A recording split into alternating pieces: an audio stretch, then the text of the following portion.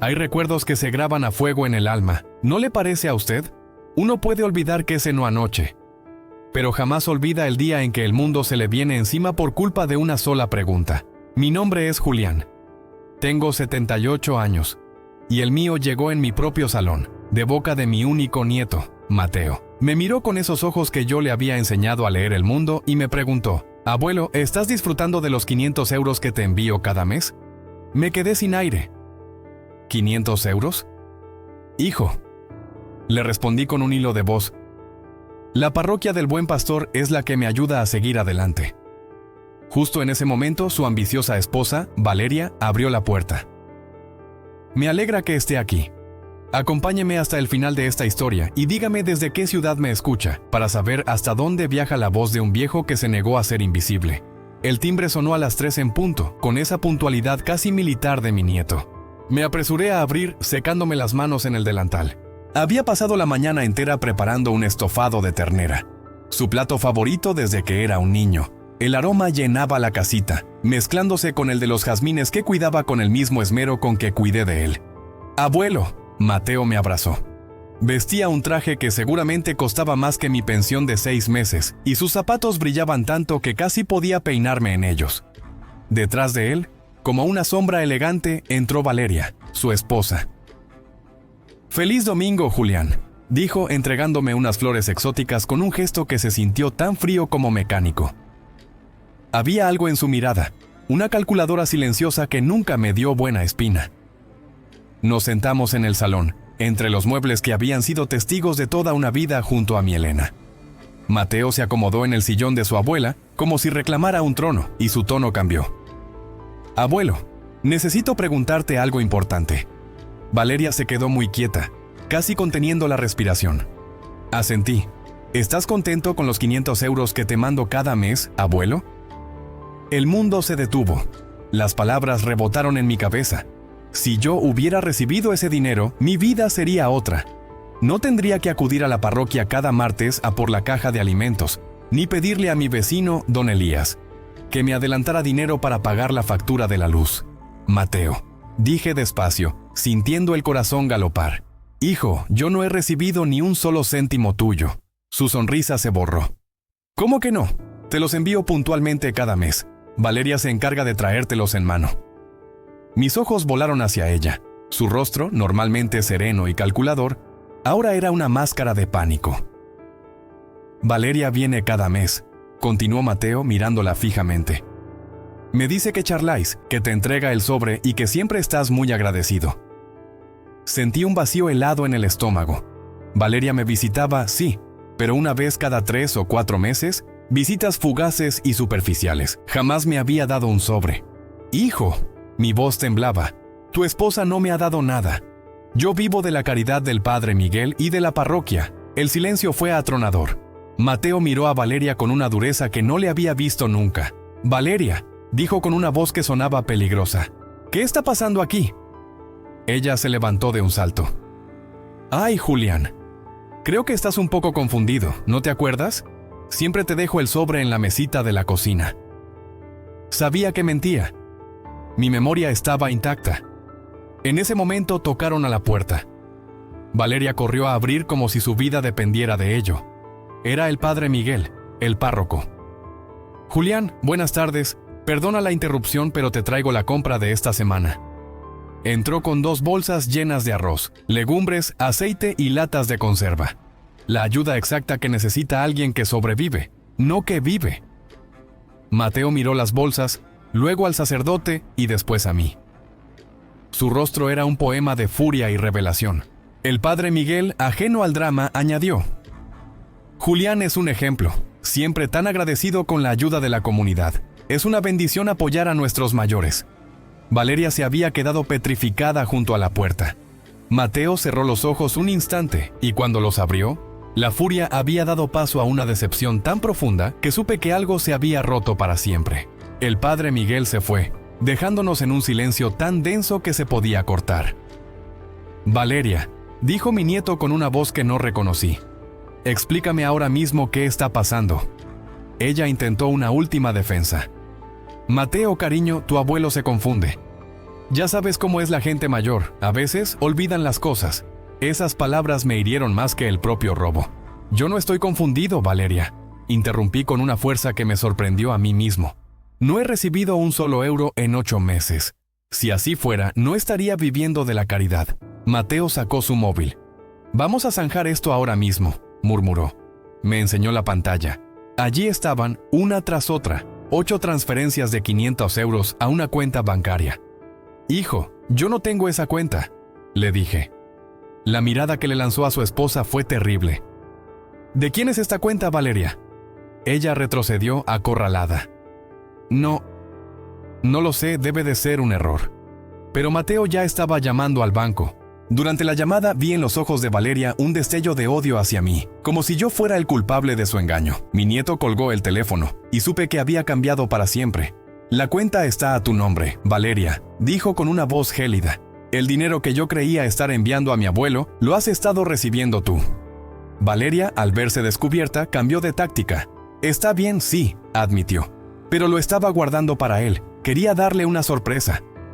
Una mentira tan burda que hasta un niño la habría descubierto. Yo sabía en qué se había gastado ese dinero, en los vestidos nuevos, las joyas, el coche que lucía últimamente. Ese dinero era para mi abuelo, rugió Mateo. Mi abuelo ha estado pasando necesidad mientras tú te dabas la gran vida con su dinero. No me grites, Mateo, exclamó ella. Recuerda que soy tu esposa. Tu abuelo no van a estar aquí para siempre, pero yo sí. No era solo un robo. Era una amenaza. Estaba obligando a mi nieto a elegir. Y en ese instante, viendo a Mateo paralizado entre su abuelo y su esposa, supe que lo peor estaba por llegar. Los días siguientes fueron un infierno silencioso. Mateo no llamó. Cuando finalmente lo hizo, una semana después, su voz sonaba cansada, derrotada. Vino solo, pero su expresión me dijo que no venía a darme la razón. Abuelo, empezó con un tono formal que me partió el alma. He pensado mucho y creo que hay cosas que necesitas entender. Me explicó que Valeria había cometido un error, que estaba bajo mucha presión. ¿Un error?, repetí incrédulo. Hijo, me robó y me dejó en la miseria. Abuelo, entiendo que estés molesto, pero es mi esposa. No puedo abandonarla por un malentendido. ¿Un malentendido? Mi nieto estaba llamando malentendido a una traición deliberada. Abuelo, ya basta, dijo, endureciendo la voz. Valeria me lo ha explicado todo. Tenía miedo de decirte que tenía el dinero, no sabía cómo manejarlo. Cada palabra era una puñalada. Podía ver cómo ella lo había manipulado, sembrando dudas sobre mi versión, sobre mi estado mental. ¿De verdad crees que yo inventaría algo así?, le pregunté, buscando en sus ojos un rastro del niño que crié. Y lo que vi me rompió el corazón. Vi duda. Abuelo, no creo que mientas, pero tal vez las cosas no son exactamente como las recuerdas. Mi propio nieto dudaba de mi cordura. Valeria había ganado. Está bien, Mateo. Me levanté sintiéndome de repente muy viejo. Si eso es lo que piensas, no hay nada más que hablar. Te amo, abuelo, dijo antes de irse. Pero Valeria es mi esposa y tengo que proteger mi matrimonio. Lo vi alejarse sin mirar atrás y supe que había perdido algo más que dinero. Había perdido a mi nieto. Lo peor vino después. Valeria inició una campaña para destruirme. Mis vecinos empezaron a mirarme con lástima. Me llegaban rumores de que yo inventaba historias para llamar la atención, de que estaba perdiendo la memoria. Estaba esparciendo la mentira de que yo era un anciano senil para justificar su robo. Una tarde apareció en mi puerta con una mujer. Abuelo, te presento a la doctora Vega. Es especialista en problemas de memoria en adultos mayores. Sentí que el suelo se abría bajo mis pies.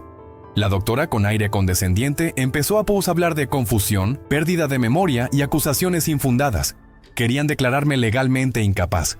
Incapaz de gestionar mi vida, mi casa, mi dignidad.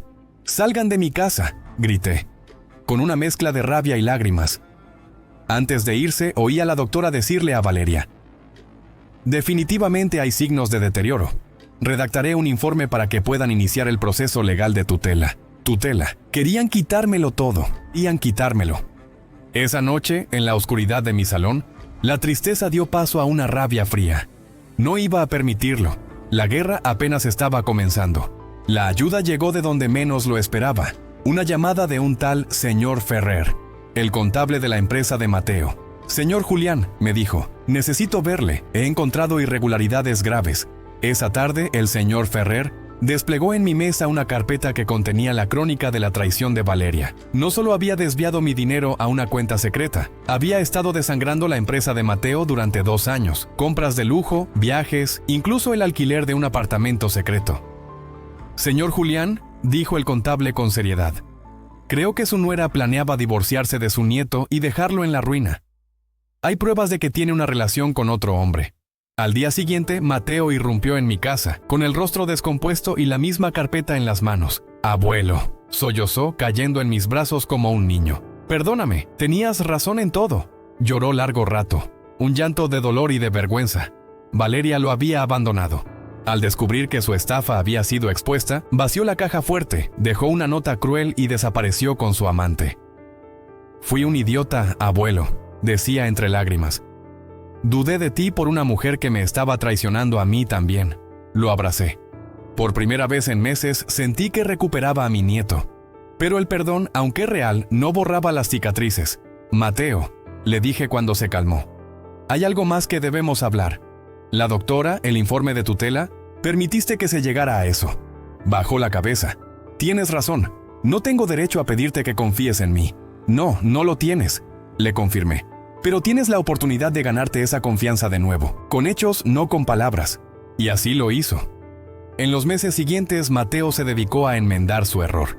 Hizo que la doctora retirara su infame reporte. Inició acciones legales contra Valeria para recuperar hasta el último céntimo robado. Y lo más importante, empezamos a reconstruir nuestra relación. Pero yo había cambiado. Él me ofreció vivir en su mansión. Te agradezco, hijo, le dije. Pero he aprendido que puedo sobrevivir solo. Y mi independencia no es negociable. Establecimos nuevas reglas. Me ayudaría económicamente, sí, pero respetando mi autonomía. Y lo más importante, nunca más permitiría que una tercera persona interfiriera entre nosotros. La prueba de fuego llegó cuando empezó a salir con una nueva mujer, Sofía. Era distinta, pero pronto noté el mismo patrón. Las visitas de Mateo se hicieron menos frecuentes. Siempre había una excusa. Un compromiso familiar de ella. Un día lo llamé. Hijo, ¿recuerdas nuestra conversación? Se hizo un silencio. Esto es exactamente lo que está pasando otra vez. Él intentó defenderla, pero yo me mantuve firme. Una buena mujer para ti debe ser alguien que respete la relación que tienes con tu abuelo. No alguien que intente minimizarla. Tienes que elegir. Pasaron 2 semanas angustiosas. El tercer domingo sonó el timbre. Era él, solo. Abuelo, me dijo, Sofía y yo hemos terminado. Le expliqué que los domingos eran nuestro tiempo y me dijo que tenía que elegir. Así que elegí. Sentí una calidez inmensa. Aprendí la lección, abuelo.